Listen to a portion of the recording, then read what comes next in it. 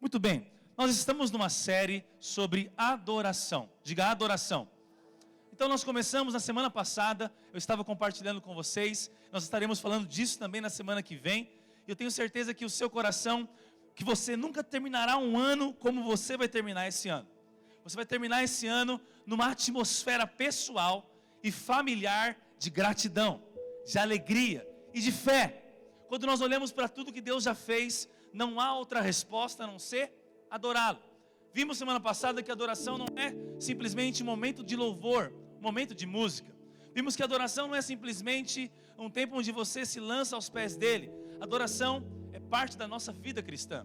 A adoração é uma resposta e a única resposta adequada para todo aquele que viu o amor de Deus e viu a graça de Deus.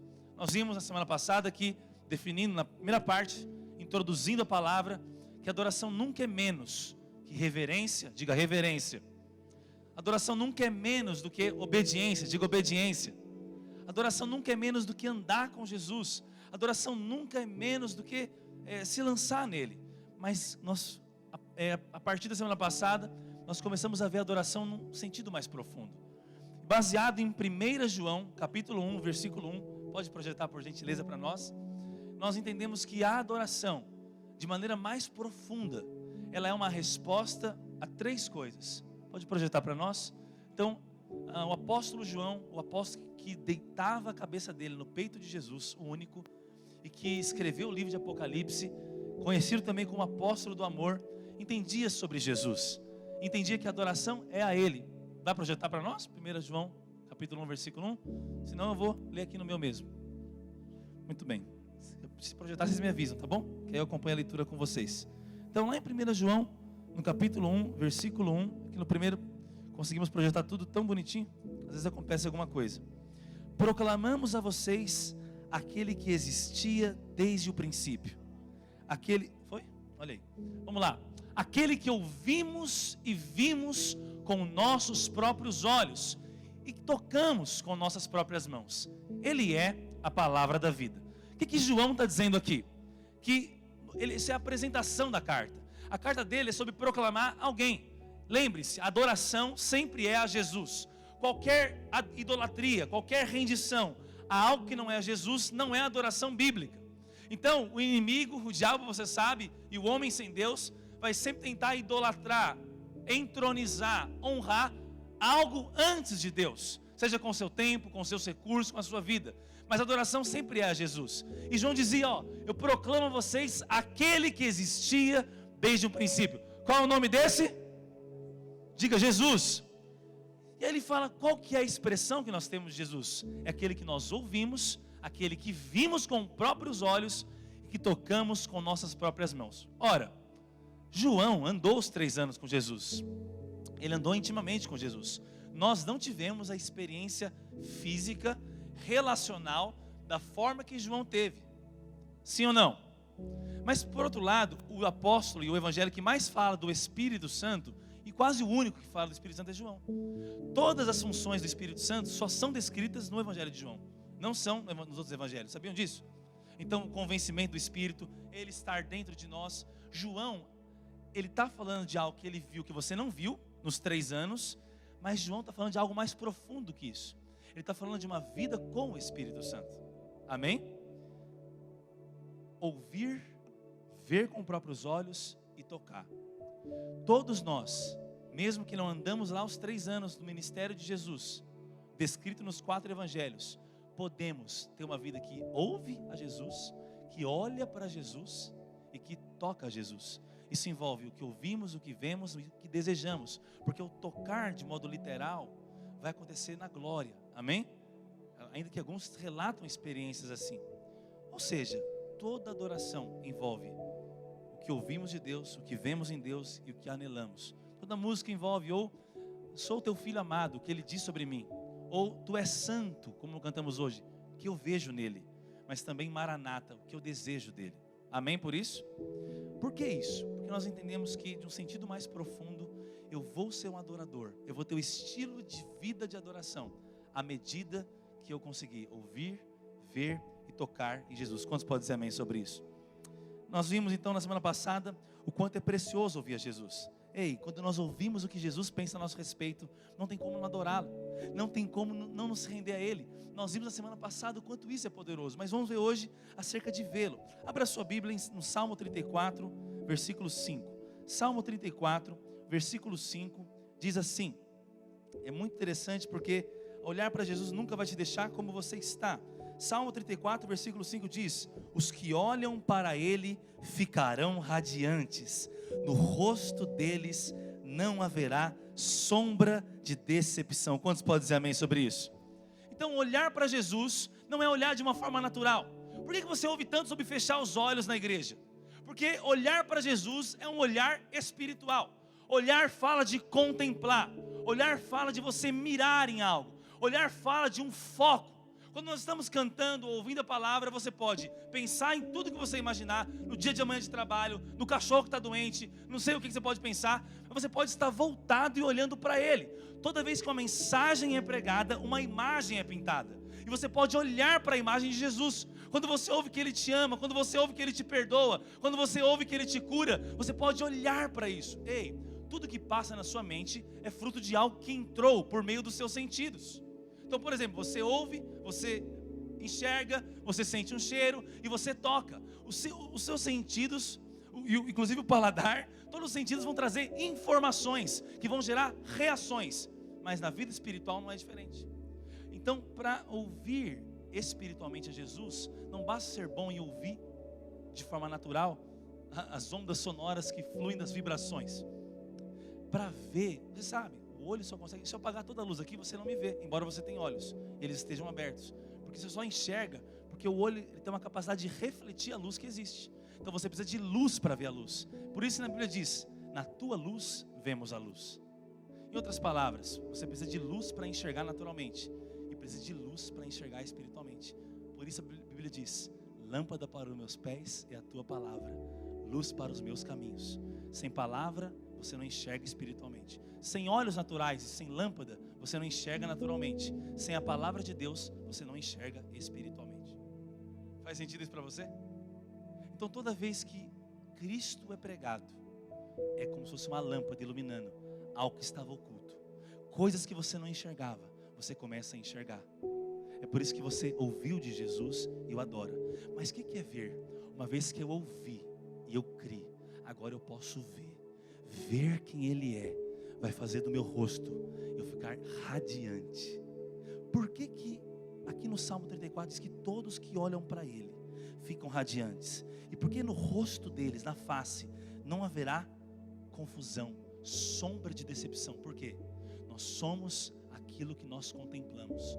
Nós nos tornamos semelhantes àqueles que nós admiramos. É por isso que em 2 Coríntios 3,18, a Bíblia diz que todos nós, com o rosto descoberto, contemplamos a Jesus, amém?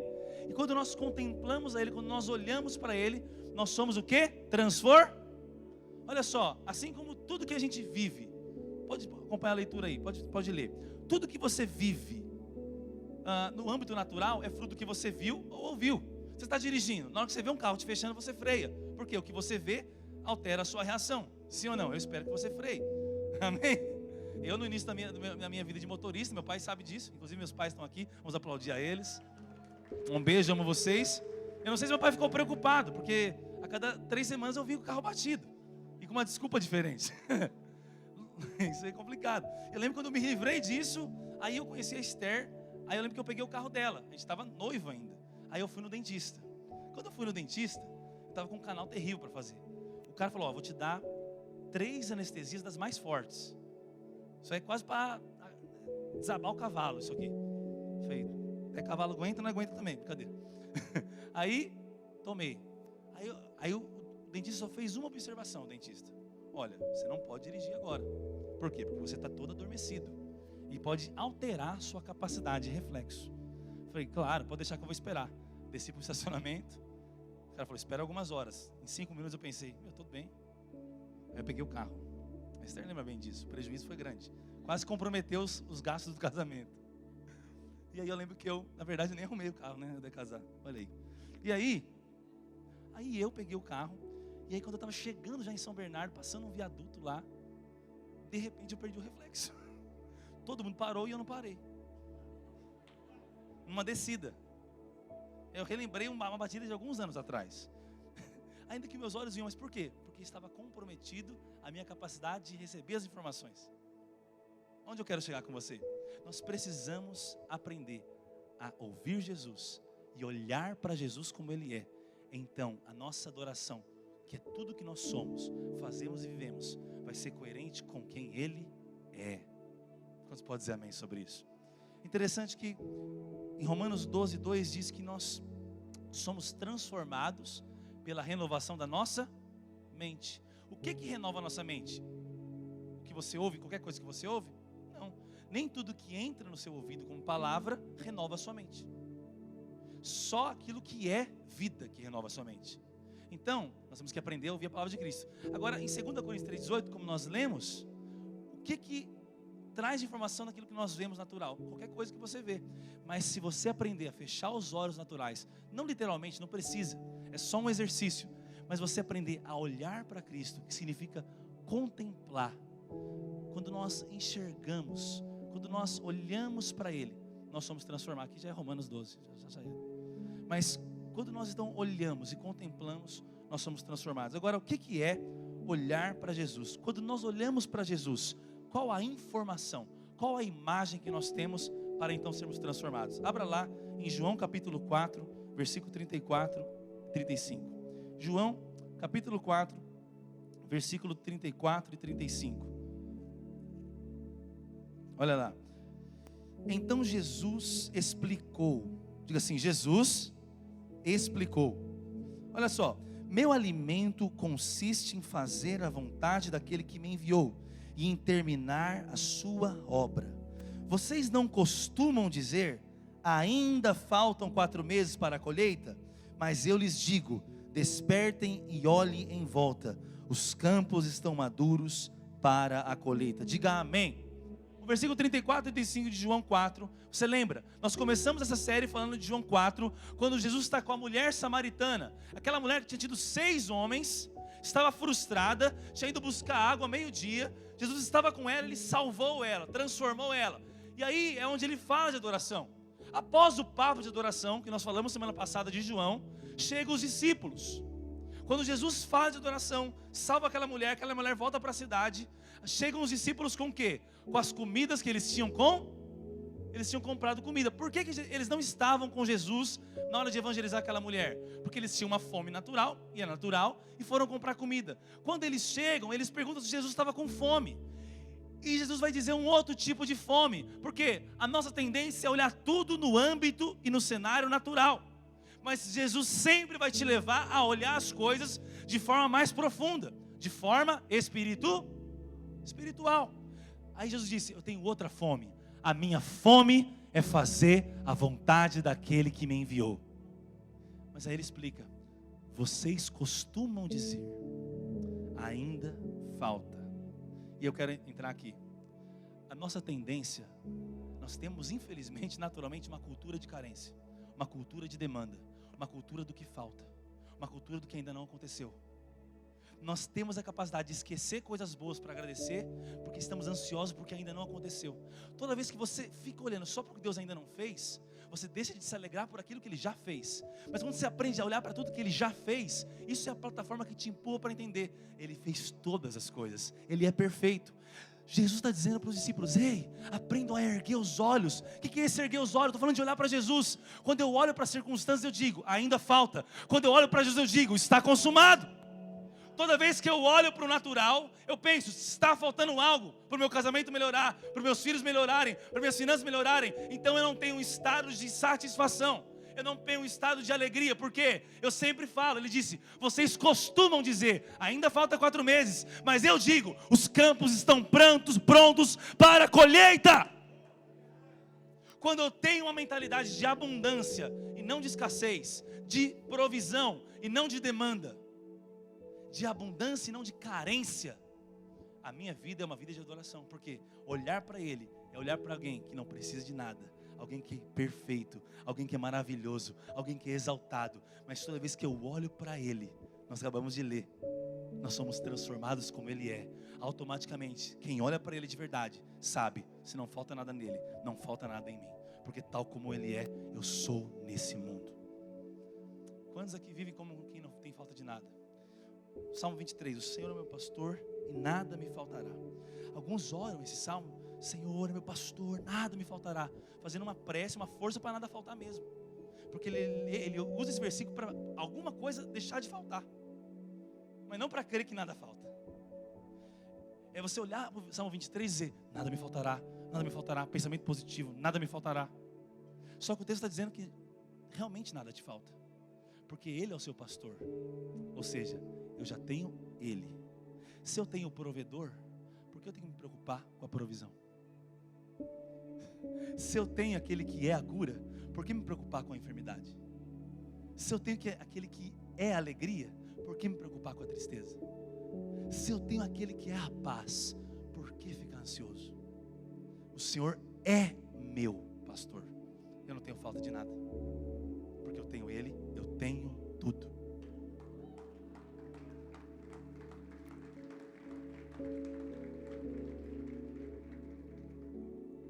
O diabo, o inimigo, vai sempre querer te estimular para essa cultura de carência, uma cultura de escassez, uma cultura de que algo falta. Ei, o diabo não quer tirar Deus da sua vida, ele quer colocar Deus no final. O que é colocar Deus no final da sua vida? É colocar Deus como uma expectativa, como um objetivo alcançado. E essa mentalidade me faz eu correr. Sabe aquele cachorro que corre atrás do rabo, que nunca alcança o rabo? É mais ou menos isso que alguns cristãos vivem. Eles correm atrás de um Deus que ele nunca vai alcançar, porque esse Deus é perfeito, esse Deus é santo, mas tem um problema, ele está na frente, não está atrás. Mas Deus é a rocha, Deus é fundamento, Deus é essência, Deus é criador. Deus criou o universo inteiro, toda a terra, todos os dias. Quando Ele cria o homem, tudo já está pronto, porque Deus não está na frente, Deus é, Deus não está. Ei, a pior expectativa que você pode ter é Deus. Ei, você pode ter expectativa em Deus, mas não Deus como sua expectativa. Por que Deus não pode ser expectativa? Porque Ele é soberano, porque Ele já é. Como Ele é uma expectativa, é algo suscetível. O que é algo suscetível? Algo que pode ser mudado. Por exemplo, você está suscetível a pegar esse vírus. Você é suscetível à birra do seu filho. Nós somos geralmente, ficamos bravos quando eles fazem birra. Mas Deus não é suscetível, Deus não muda. Ei, Deus não é uma espécie de algo a ser conquistado.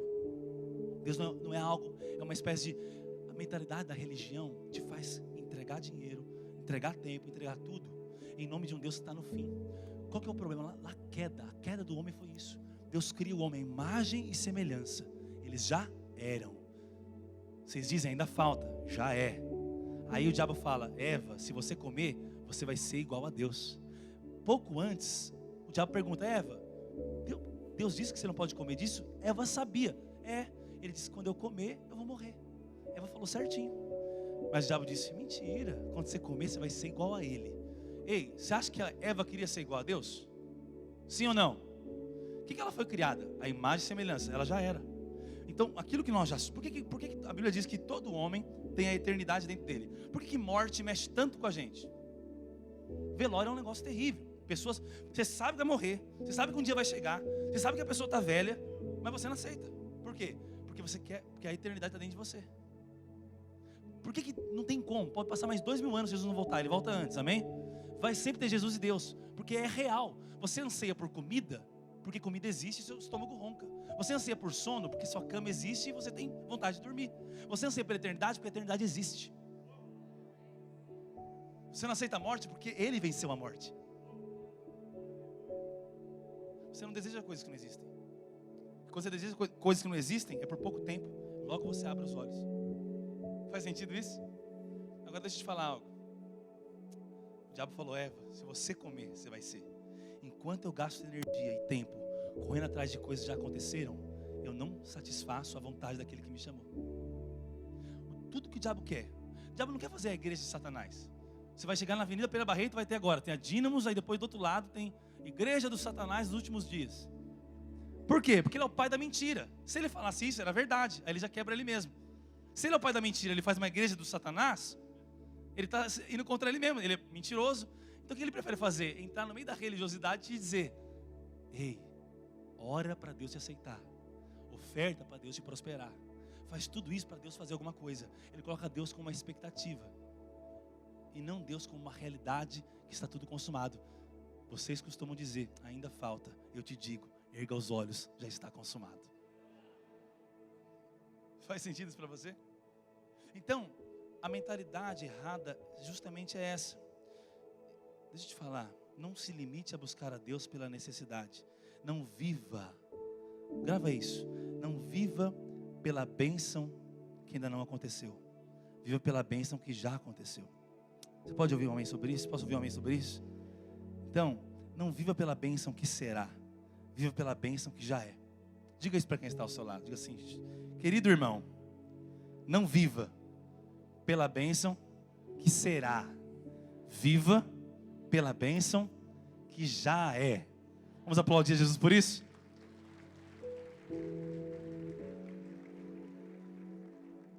Você sabe, nós temos 3 níveis de conhecimento. 3 níveis de conhecimento. Tem 3 formas de perceber as coisas, de conhecer as coisas. A intuição, o instinto, a intuição e a consciência. São 3 maneiras que você percebe, observa e vive. Mas eu quero usar essas 3 coisas para mostrar o nosso modo de vida. Instinto eu vou chamar de necessidade. Instinto é a necessidade, é aquilo que é inato. Intuição eu vou chamar de interesse, porque você sabe que vai dar aquilo, você tem um interesse. E consciência eu vou chamar de amor, de vontade de Deus, da sua própria vontade de ser a vontade de Deus, da sua liberdade em fazer escolhas baseado em quem você é. Então, consciência vai ser sua identidade, amor. Diga assim, Deus é amor. Eu sou a imagem de Deus. Diga, eu sou amor. Amém? É uma crença, eu creio assim. Olha que interessante, instinto é algo orgânico, é algo instintivo, como a própria palavra diz. E é algo que está relacionado à necessidade. Por exemplo, quem vive por instinto? Formiga vive por instinto. Amebas vivem por instinto. Tem pessoas que também só vivem pelo instinto. Isso é um grande problema, porque a vida dele não tem um propósito. Mas ele pode ir tocando a vida assim, só pelas necessidades, não tem uma razão, não tem um futuro, não tem um propósito. Por exemplo, se você deixar uma garrafa de mel escorrendo na sua casa. Então, esse dia eu cheguei em casa, estava o açúcar aberto em cima da pia. A casa que eu estou agora, as formigas demoram para chegar, quase que não chegam. Mas no apartamento onde eu vim, minha esposa sabe, eu ficava às vezes perturbado. Ela não ligava muito, mas eu não suportava, tudo era formiga. E aí, foi antes de ontem, eu cheguei, acho que a Ana tinha feito mamada do Bernardo, botado um pouco de açúcar, para a tristeza do pastor Dênio, que não gosta que a gente come açúcar. Olha, a Esther falou que o açúcar é orgânico, mas a formiga gosta de açúcar orgânico também. E aí eu falei, isso aqui está atraindo as formigas. Na hora que elas acharem avivamento. O que é avivamento no instinto? É quando você acha o lugar onde tem o que você quer. Imagina a primeira formiga que achou o pote de mel. Ei, avivamento! Multidões começam a vir e voltar. E elas não param, e elas chamam outras. É tão poderoso que elas vão criar, assim como Pedro, vamos criar 3 tendas aqui, uma para Moisés, uma para Elias e uma para Jesus. As formigas criam um formigueiro do lado do mel. Aí você vai e fala, essas formigas, mata elas e coloca o mel em outro lugar. Aí a primeira achava dizer, achei o avivamento de novo, vamos todo mundo para cá. Você vai saber onde eu quero chegar. Não é de Deus o mel também. Tem igrejas que cresceram assim, tem lugares que é assim. Eu acho que é um primeiro nível de atração a Deus. Quando Jesus andou na terra, milagre, cura, olha o que ele faz, achei o mel. Daqui a pouco mandaram crucificar ele, porque não tinham revelação de quem ele era, só do que ele podia fazer. Isso não é adoração.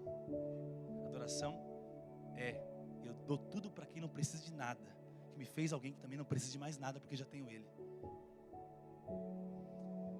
Mas é instinto. E a necessidade, dizem que a ocasião faz o ladrão. Essa mensagem é terrível. Mas a necessidade atrai muitas pessoas.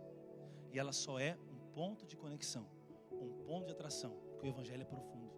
Porque um relacionamento com Deus não é utopia e não é uma experiência religiosa. É uma experiência perfeita com Jesus. Faz sentido para vocês? Portanto, o instinto, esse aspecto da sua vida, não pode te mover. Mas tem outro nível, o interesse. Então, não é apenas necessidades que nos movem, interesses também. Isso aqui é mais cognitivo. Por exemplo, o macaco não é como uma formiga simplesmente. Você vai ver o macaco abrir um coco com uma pedra. Já viu isso? Eu já vi. Eu gosto de ver animais. assistir essas coisas. Eu lembro quando, às vezes, eu fico mostrando para a Duda e para o Bernardo, o jacaré comendo leão, enfim, meio louco isso às vezes, brincadeira.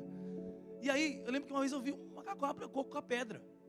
Mas se você um dia der um laser, acoplar na mão dele, com uma bateria infindável, uma hora vai perceber que esse laser abre mais rápido o coco. Vai abrir todos os cocos com laser. Só que ele vai perceber que esse laser também pode matar os animais que quer matar ele. Ele não vai ficar se escondendo mais da onça, ele vai ficar lá de cima matando a onça. E daqui a pouco ele vai matar o homem. E vai virar o planeta dos macacos. Mas ele é intuitivo. Ele não é só instintivo. Ele tem uma capacidade um pouco maior. E muita gente também vive só nesse nível dos interesses. Uma vida baseada no interesse. Eu caso por interesse, eu crio filho por interesse, tudo é por interesse. Eu venho para a igreja só por um interesse pessoal. Isso ainda não é adoração. Isso não é. Jesus não se moveu por uma necessidade. Por que Jesus? Ele foi para a cruz porque eu pequei. Não, ele foi para a cruz antes da fundação do mundo. Ele me ama só porque ele tem um interesse na minha resposta. Não. Quantos ouviram, foram salvos e não fizeram nada. Jesus se move pela essência dele. A essência dele é amor. Eu faço porque sou amor, não faço para ter alguma coisa. E o Senhor nos chama a olhar para um Jesus que faz tudo pelo amor, faz tudo pela essência dele. Ainda que coisas vão acontecer, necessidades sempre vão ser supridas onde há amor, porque toda necessidade que nós temos é de amor. Interesses vão ser completados, vão ser realizados e sonhos no ambiente de amor. Por quê? Porque o amor é tudo que nós nos interessamos, na verdade. Mas a Bíblia diz que o amor não busca o seu próprio interesse, mas o do outro. Então, o modo de vida da intuição, do interesse, tem um limite. Então, igual teve um vídeo esses dias dos cachorros. Tinha 10 cachorros enfileirados e 10 marmitas. E eles tudo bonitinho aqui, né? O cachorrinho lá tudo bonitinho. Tá feio isso aqui. Aí, e aí o dono vai e faz uma oração. Quem viu esse vídeo aqui? Muita gente viu esse vídeo aí. Olha que bênção. Estamos contextualizados. E aí, o cara fala, faz a oração e no final ele fala: amém. Pá, os cachorros vêm e sapeca a marmita. Come tudo. Mas só depois da oração. É um culto isso aí. Cachorros fazem culto. O cachorro tem um Deus, o dono. Por exemplo, quando começa a sentir a presença do dono chegando, ele começa a balançar o rabo, se mexer, pular. E cada um, é igual na igreja, a presença de Deus vem, um aplaude, um chora, um ajoelha. Tem cachorro que sobe na pessoa, lambe a pessoa. Tem cachorro que vai na, sei lá, tem cachorro que até morde brincando. Por quê? É uma intuição, ainda não é algo como nós podemos fazer. Mas tem muita gente que vive só no nível do interesse. Então é uma liturgia quando o cachorro sente a presença do dono. Ele faz todo dia igual. Em busca do quê? Pô, você ficou o dia inteiro fora, coloca água aqui. Coloca comida aqui, mas também ele gosta do dono, mas não é algo consciente. Isso não formata uma vida intencional, uma adoração que é fruto de amor, porque o cachorro, assim como a formiga, eles não possuem a capacidade de ir para o terceiro nível, o nível da vontade, o nível da consciência, o nível de amar por uma natureza, por uma essência. Deixa eu te falar, necessidade e interesse vai ser o pior e mais medíocre tipo de vida que você pode viver. O dia que eu tenho que levar um café da manhã para Esther só para ter algo em troca, isso não é mais amor, é uma busca de interesse. E o dia que eu não tiver o complemento que eu busco, ou seja, meu interesse saciado, não faz mais sentido o casamento, porque eu casei para tirar o interesse da pessoa. Eu tenho interesse no que ela pode fazer por mim. Isso não é a essência do Evangelho. O Evangelho, a imagem do Evangelho é um Jesus que não precisava de nada, que abriu mão da sua glória, que se fez homem, foi crucificado para atrair, salvar e mudar a sua história, sem pedir nada em troca. E não há nada que mexe mais com a gente do que o Evangelho. E nada vai poder apagar essa graça e esse amor que nos atraiu um dia. Porque no fim, tudo que nós queremos é ser amados. Mas toda vez que alguém é amado olhando para Jesus, o amor incondicional, ele não se sente usado, ele se sente saciado. Em João 4, quando Jesus está contando tudo isso, da vontade de Deus, de vocês dizem que ainda falta algo, ele diz: olha, a água que eu te der vai matar a sua sede para sempre. mas é uma fonte que vai jorrar para a vida eterna, vai tocar outras pessoas. A vida pelo interesse matou os relacionamentos, porque vai chegar no limite, vai chegar no final. E esse é o grande problema. Pode vir o Tiago aqui, com os irmãos do louvor. O Tiago está com os filhos no braço, olha que bênção. Não olha não, quer dizer, olha para cá. E deixa eu te falar uma coisa. Quando nós aprendemos o que Jesus disse, sobre levantar os nossos olhos para olhar para Ele, algo vai acontecer conosco. Qual que é o único tipo de vida que faz sentido para um cristão? A vida vivida na consciência, não na intuição, nem tampouco no instinto. A vida consciente, de forma que, quando alguém falha comigo, não tem outra coisa a não fazer perdoar. Quando alguém fala, me perdoe, não tem outra coisa a fazer, não sei, vamos andar a segunda milha, porque não é o meu interesse antes do amor. Eu me sinto assim amado pelo pastor dele, como pastor, presidente, fundador de um ministério. Você não sente o interesse, simplesmente. Você não sente a necessidade como alvo de vida. Mas o amor depois lê 1 Coríntios 13, vai ver as definições de amor. Mas no final vai dizer, quando eu era menino, falava como menino. Ei, meninos vivem por instinto e intuição. Homens e mulheres de Deus vivem pela essência do amor. O amor é uma linguagem, o amor é um estilo de vida. O amor é a expressão da adoração. Porque se Ele é amor e adorar é o que eu vejo nele, quando eu vejo amor, eu me torno amor. Quando eu me torno amor, eu não busco meu próprio interesse. Eu tenho que me divorciar, me desprender de uma vida pela necessidade, uma vida pelo interesse, e me abraçar numa vida pelo amor. Por que você faz? Porque é o certo a se fazer. Por que você vive assim? Porque é a maneira coerente com aquele que eu enxergo. Ele faz isso por mim. Vocês estão compreendendo isso? Quantos compreendem isso? Diga amém bem forte. Agora, abra sua Bíblia em Apocalipse 4. Olha que interessante.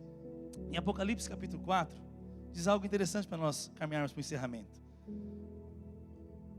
Lá em Apocalipse 4, eu preciso ver aqui o versículo da minha Bíblia, que eu não anotei. No versículo 6 em diante. Diante do trono havia algo, Apocalipse 4, 6. Diante do trono havia algo como um mar de vidro, cintilante como cristal. Só lembrando, Apocalipse é o livro profético, é o livro escatológico, ou seja, das coisas que vão acontecer. É sobre a volta de Jesus, é sobre como que é o céu e como é a adoração no céu. Não tem como falar de adoração sem falar de João 4, mas também não tem como falar de adoração sem falar de Apocalipse 4, amém? Porque é João vendo o que é adoração no céu. E olha que interessante, a adoração no céu é assim: no centro e ao redor do trono havia 4 seres vivos, cada um coberto de olhos na frente e olhos atrás. Estamos falando de ver Jesus, olhos na frente, olhos atrás. O primeiro deles era semelhante a um leão, o segundo a um boi, o terceiro tinha rosto de homem, e o quarto era como uma águia em voo. Cada um dos seres vivos tinham 6 asas, inteiramente cobertas de olhos, por dentro e por fora, dia e noite, repetem sem parar: Santo, Santo, Santo é o Senhor Deus, o Todo-Poderoso, que era, que é e que ainda virá. Diga aleluia. Que era, eu ouvi. Que é, eu estou vendo. Que virá, o que eu desejo. Amém? Agora que interessante, cada vez que os seres vivos dão glória, honra e graças ao que está sentado no trono, aquele que vive para todo sempre. Aí fala dos 24 anciões, eu vou parar por aqui, porque senão vai ficar muito grande. Ei, esses 4 seres tinham olhos, é isso que eles tinham. Eles eram olhos, cobertos de olhos. Isso aqui é alegórico. Você consegue imaginar um bicho com cara de águia com um monte de olho? Não, isso aqui é alegórico. Por que que eles tinham esses 4 tipos? Leão, boi, homem e águia. Quantos evangelhos nós temos na Bíblia? 4. Mateus, Marcos, Lucas e João. Jesus é tão maravilhoso para olhar para Ele. Ele é tão incrível que não tem como só uma biografia falar dele. São 4 evangelhos que vão falar Jesus, o mesmo Jesus, de óticas diferentes. Esses 4 seres apontam para o olhar para Jesus. A verdadeira adoração é fruto do que eu vejo, não só do que eu ouço. Por que que eles são assim? Porque Jesus é assim. Nós nos tornamos aquilo que nós olhamos.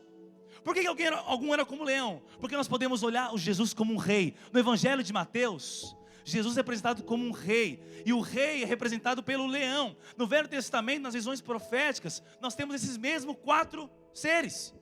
Por quê? Porque é assim que o trono funciona, representando e refletindo a Deus. Acabamos de ver em 2 Coríntios 3,18, quando contemplamos a Ele, vamos refletir a Ele. Ei, o Evangelho de Marcos aponta para Jesus como um servo. O boi representa o servo que trabalhava no arado, servindo a terra que as pessoas tinham. O homem aponta para o Evangelho de Lucas, é o filho do homem. É lá que ele é chamado disso várias vezes, porque aponta para o Jesus que se fez homem. E João aponta para ele como filho de Deus. Nem tem genealogia, já começa assim: no princípio era o verbo estava com Deus. Por isso uma águia que não tem os pés na terra, ela está voando, porque aponta para a parte celestial, para a divindade de Jesus. Cara, é tudo olhando para Ele. E aí nós temos essa expressão. Onde eu quero chegar? Abra sua Bíblia em Salmo 115:8. Salmo 115:8. Olha o que diz em Salmo 115:8. Olha só: aqueles que fazem ídolos e neles confiam são exatamente iguais a eles. Aqui é um princípio. Aqui está dizendo de pessoas que faziam imagens para confiar na imagem. Está dizendo que vocês vão ser o quê? Como eles. Vão se tornar igual. Nós somos aquilo que nós adoramos. Nós somos aquilo que nós contemplamos. Exatamente. Em outras palavras, ei, quantos estão comigo aqui? Quando nós olhamos para esse Deus completo, Ele diz: vocês costumam dizer ainda falta, mas quando vocês olham para mim, vocês sabem, eu não tenho falta de nada. E mais, eu fui morar dentro de vocês, eu sou tudo que vocês precisam, eu sou o seu pastor, de nada você também tem falta. Ei, quando eu olho para Cristo e Ele é amor, eu me torno essa expressão na terra. Pessoas que adoram a Jesus, olhando para Ele, vão ser como Ele é. O cristão precisa olhar para Cristo pela palavra e na experiência espiritual. Mas o mundo, quando o mundo vai ver Jesus? Quando eu olhar para Jesus e ser como Ele. Quando vocês forem um e se amarem, o mundo verá, o mundo crerá. Você tem noção do que é isso? Fica de pé onde você está. Eu não sei se você tem noção do que é isso. Nós aqui podemos olhar para o Jesus que nós conhecemos e nos relacionamos com Ele, pastor Dênio. Só que quando nós adoramos a Ele, André, e contemplamos a Ele, cara, o que nós nos tornamos? Como Ele é. O que nós fazemos? Nos amamos, não nos usamos. Como que Cristo é? Lá em João diz, Ele era cheio de graça e de verdade. Quem é cheio não usa, serve. Quem é cheio não manipula, inspira. Quando eu olho para Ele e Ele é amor, eu me torno amor e eu amo. Quando eu amo, o mundo vê Ele em mim.